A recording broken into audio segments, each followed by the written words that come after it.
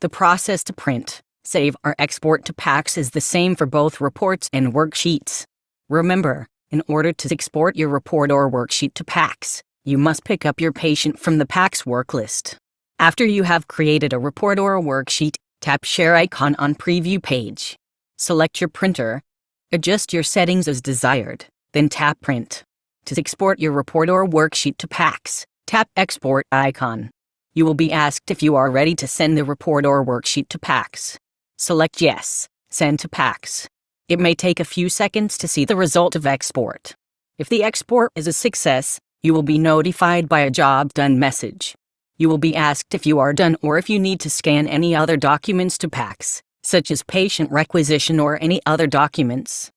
To share the PDF version of your report or worksheet, tap Share icon and pinch out on the report or worksheet. Tap again Share icon and now you can directly send the report by text message or email to the referring physician.